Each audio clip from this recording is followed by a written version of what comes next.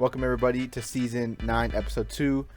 Our first game is going to be in Alabama at home versus the Pasadena Honey Badgers. And I mean, the Pasadena Honey Badgers got a nice start, 6-0, as Alabama's 5-1 as well. So there's no pushovers to start this game out or this episode out. And a very quick touchdown goes to the sideline. I didn't see who it was, but another nice catch from Guerrero gets us 14-0 lead, or 13. I think we went for 2 and we didn't get it.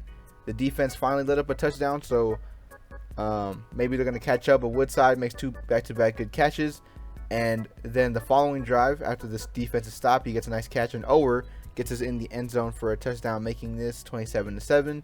A huge bomb to Woodside as well. And honestly, it just looks like we're going to be unloading on Alabama. I didn't think Alabama was going to be a pushover team considering their 5-1 record. I expected them to be a little bit better offensively and defensively, and they have put 21 points up on our defense, but it was mainly in garbage time areas, and I believed that they were going to be a better team, more explosive and challenging type of offense and defense. But pretty easy win for us to go 7-0, and now we have Clemson going against San Jose Tech, and Clemson's looking pretty fired up here going down the hill. They're looking very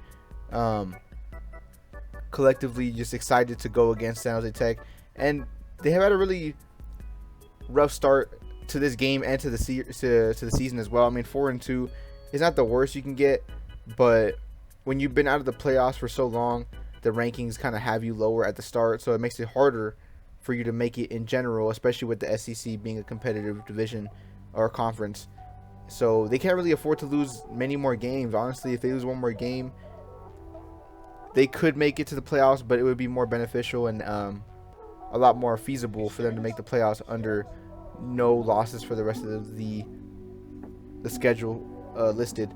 And it's not looking too good as Gano gets subbed out for the backup, and the backup gets a touchdown. So now it's 21-14. Backup throws to Hallelujah, making a deep ball going to tie the game up.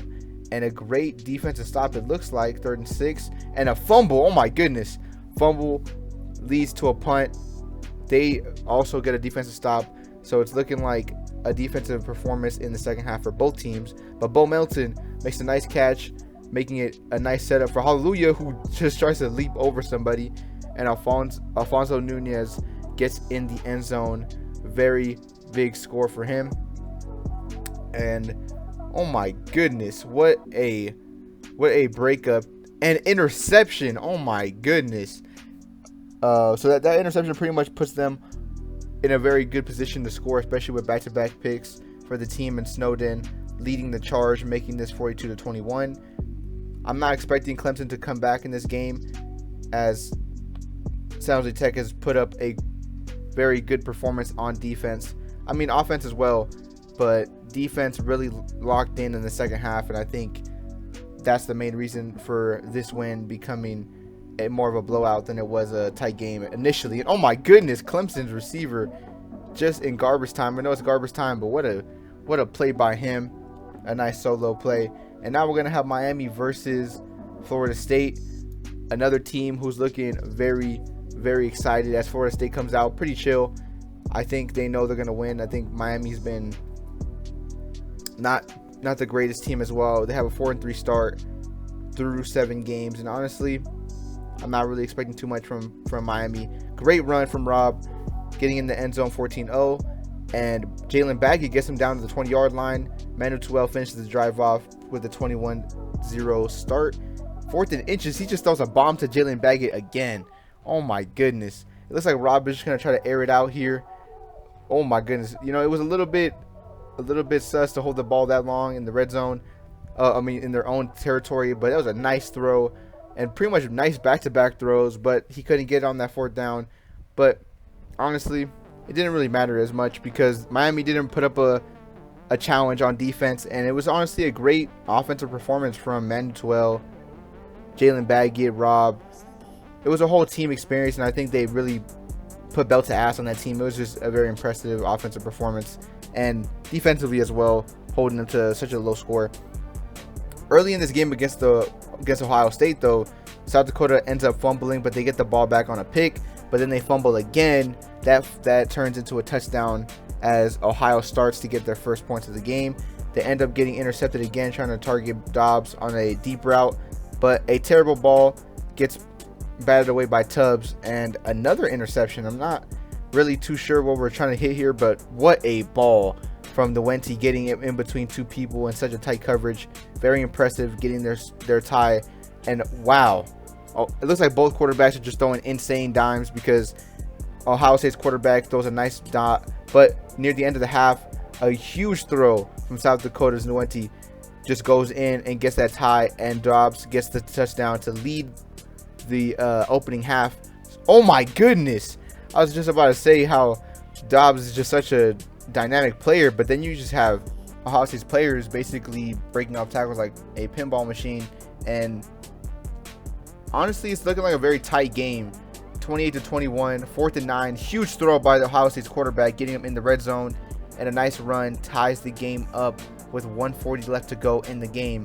Huge throw to Nwenti from Nwenti, trying to get something going, gets picked off in the red zone, or at the goal line pretty much, and a pretty easy first touchdown or first drive for Nwenti. Now the pressure's back on Ohio State. They get sacked, but their quarterback looking poised. He gets sacked again. 4th and 10 though, steps up in the pocket, throws a dime in coverage, and throws another contested pass. Very impressive. And then throws another contested pass, essentially putting them in prime position, but they end up running the ball.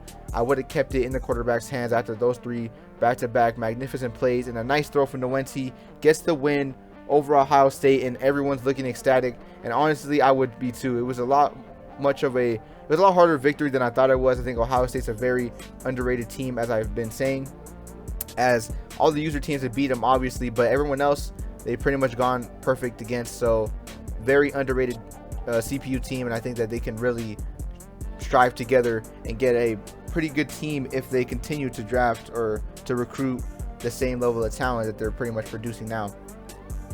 A very quick game, I would say, versus Georgia. San Jose Tech kind of runs through Georgia, and there was a lot of tight windows hit by that backup quarterback, and I think he's going to be the future for sure, as I haven't really seen him struggle when it comes to competitive games. I think he's always gone above and beyond the expectations that I have set for him. Obviously, it matters what his team sets for him more.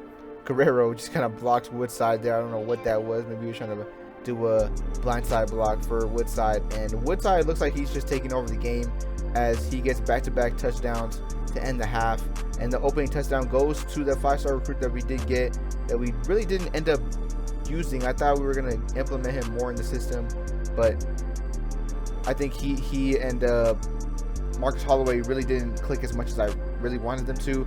But nonetheless, we get a pretty easy win versus Arkansas.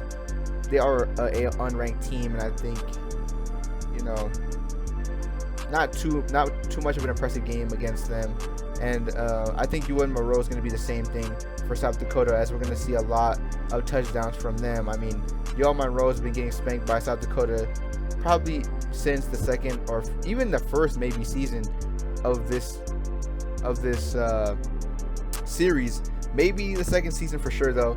I think UM Monroe has just really struggled to put something together for a team, and I think it's pretty sad, honestly.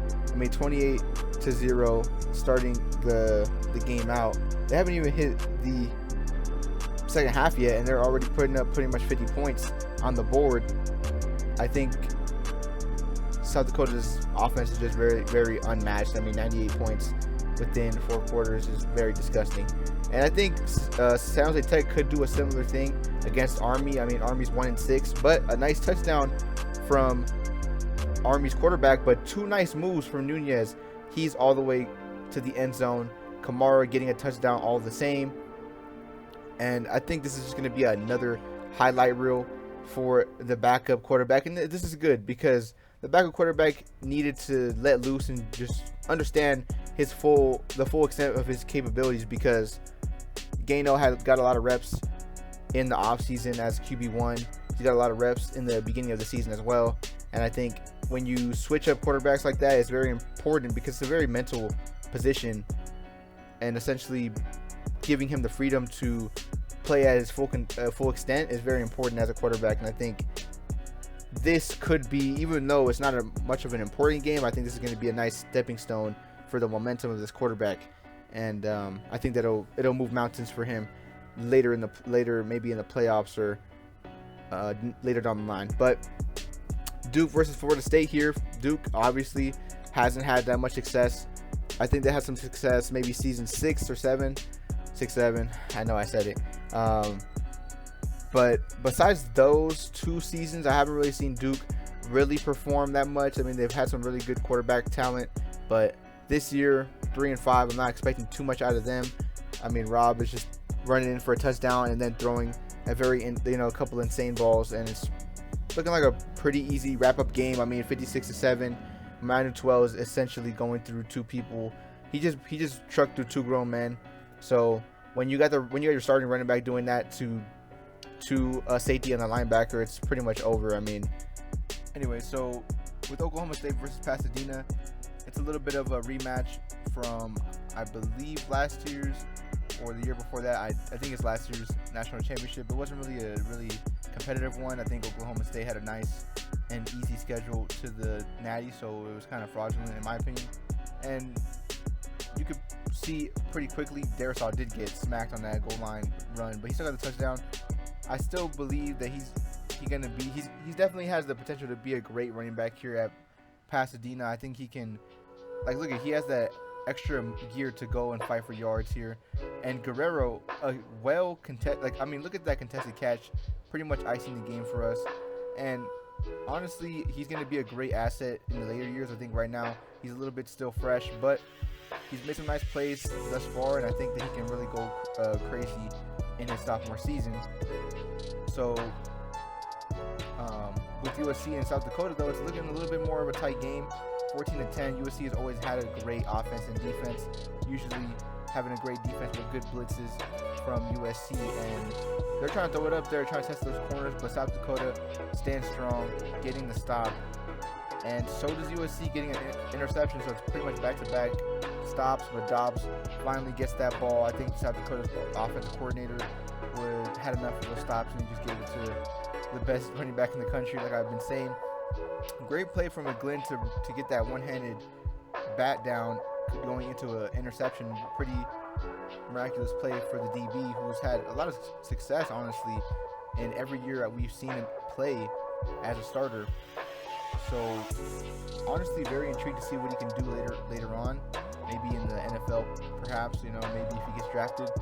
I mean, he's definitely done enough to deserve it, as he's led the league, I believe, 1 or 2 times already in his collegiate career. And USC's looking like they're getting blown out now. It was a little bit of a tighter game, but I think defense and offense simultaneously locked in, and they kind of pulled away from USC there. I think more on the defense side of the ball. I think they really decided to shut them out, whereas they didn't score a single touchdown in the second half, which is very impressive against a USC team that honestly had a lot of firepower going into the offseason and now into the middle of the season. I think they had a lot of firepower, but good on South Dakota's defense.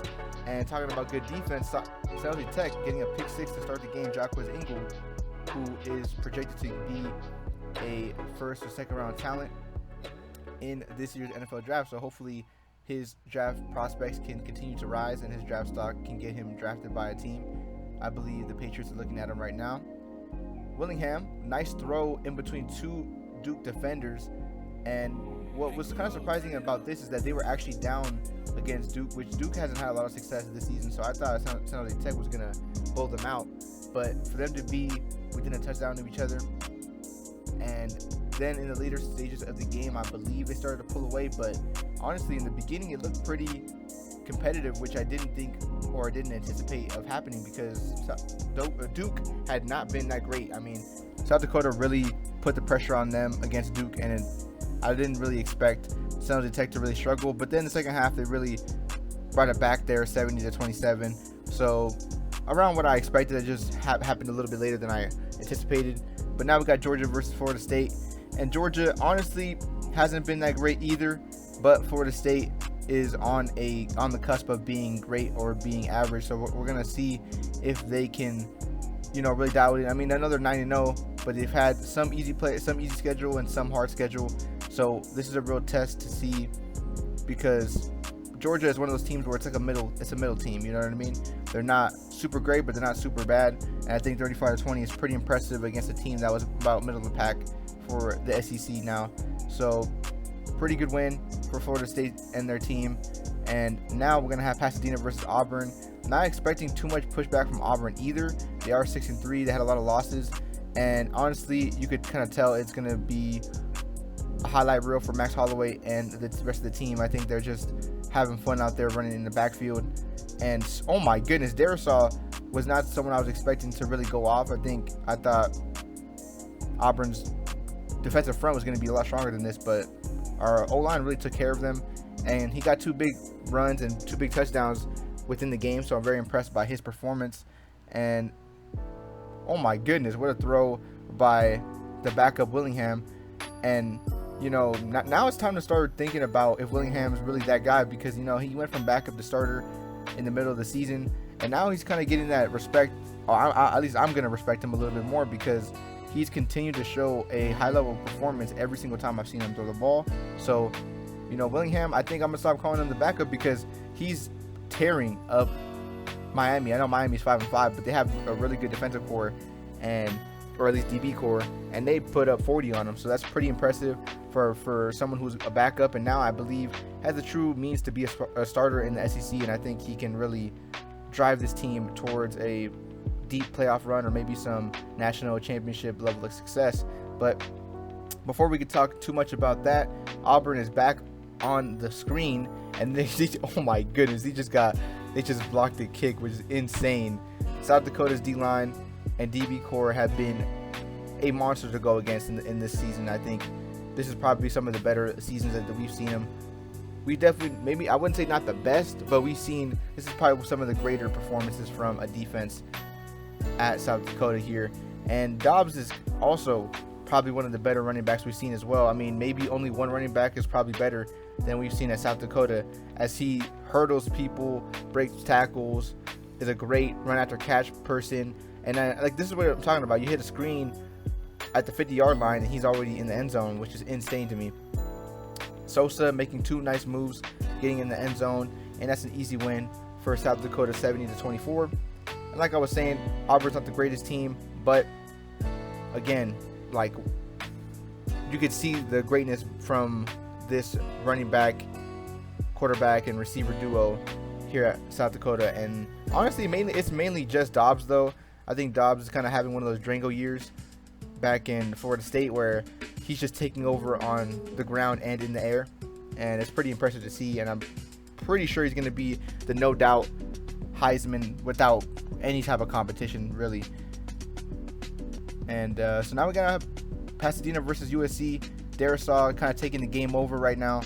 Had a couple nice grabs and a couple of nice runs, and he gets a touchdown here, making this 21-13. A nice stop from defense, and a huge catch from Higbee, who's not really known for those head top performances, but a nice grab from him, and another huge Darisaw run, which I didn't expect either, because like I said, USC has really great blitzes, and that offense is pretty strong. But we shut them down in the second half, similar to what South Dakota did against USC. And honestly, our whole team is pretty happy about that win, and I would be too, against USC. Pretty strong opponent here in the SEC. And now we have Florida State versus Clemson. I'm expecting Florida State to have their way with Clemson. I'm not really too worried about them. And Rob throwing 2 back-to-back nice throws. I mean, he's really stepping into this role as the starter when he took over the team early in the season. And so is Baggett. I mean, his connection with Baggett and Tuel have been kind of a three-headed spear in Florida State. And I think no one's really had such a great counter to Manny Tuel. I think he's kind of had that little Dobbs effect, where when you touch him, he just kind of bounces off. You kind of bounce off of him. But a huge game though for Pasadena and South Dakota, both really big powerhouse monster teams, and they're both 11-0. So we're gonna see who wins and who loses, obviously. But huge run from Norton, and a first touchdown goes to Pasadena. We get a stop, and another touchdown goes to Pasadena. Guerrero going upstairs, getting that huge catch over, I don't know who, maybe Paul Tubbs. I wasn't really looking at the DB name, but interception from our freshman Wells, and another interception to Wells. So 2 interceptions in this game, and it's looking like we're going to run away with it. I didn't expect this level of easiness when it comes to going against South Dakota, but I think after a certain level of scoring, I think when we hit that second half, I think they pulled their starters out because they didn't want any injuries. And I probably should have done that as well, but I just wanted to let South Dakota know that we weren't really afraid to pull out our starters because we're the ones who made their starters go on the bench. So huge win for Pasadena here, and now we're gonna have San Jose Tech versus Texas A&M, and this is a huge game for San Jose Tech, and what a way to start it, going to double coverage, getting a nice grab, going in the end zone, getting the first points of the game. But now back-to-back touchdowns go to Texas as San Jose Tech got stopped, and they go three scores unanswered. But Alfonso Nunez finally gets a touchdown, making this 21-14. Defense gets a stop, and we're in the red zone. Willingham gets a huge catch, 21-21, and a very nice stop from San Jose Tech's defense. But back-to-back stops for both teams because they get a pick 6. So now we're going to see Bragg getting in red zone territory. Huge throw to Hallelujah, getting the score 30-28, and interception, pretty much giving them a nice chance to get the score back up, but they get stopped, and then Texas A&M gets stopped. But 2 back-to-back touchdowns go to Bo Melton, and I don't know who the other one was. So 45-28, and honestly, they pulled away with this game by the skin of their teeth a little bit. But you know, 22 points in that fourth quarter is very impressive, and I think them going against Texas A&M and stealing that spot away from them, very impressive, and honestly looking like they do belong in the playoffs. And oh my goodness, Darisaw breaking many tackles, looking like a mini Drango out there in his freshman season. And Marcus Holloway finding a lot of pressure on back-to-back throws, couldn't get anything going. He throws it up to Ower, but he couldn't really get anything going, nothing materialized there. And a huge run from Manitowoc and a huge reception on 4th down, and another run. He's pretty much carrying this team this drive, getting him within the red zone territory, and a huge throw to Stockton, getting the first points of the game. So Marcus Holloway trying to respond here, hits a wide open Delonte Copper, and a nice play scheme gets Guerrero, the freshman, wide open for a touchdown on a corner route. Rob looking for something here, sees a semi-cover Jalen Baggett, and a nice play from Eric Tam, our backup linebacker, and Delonte Copper catching a nice throw from Marcus Holloway in pressure, and another great stop from Florida State here. And looks like both teams got to stop because they get stopped on 4th down. Marcus Holloway getting that 21-7 lead, and this is go time for Rob, honestly, and I think he knows it, and so does, I don't know who this is, Sama, I couldn't really read the name, but they end up getting intercepted off of a batted pass, and Marcus Holloway throws it up to Michael Ower, and he pretty much takes this all the way to the red zone, trying to get something here, but we couldn't get anything.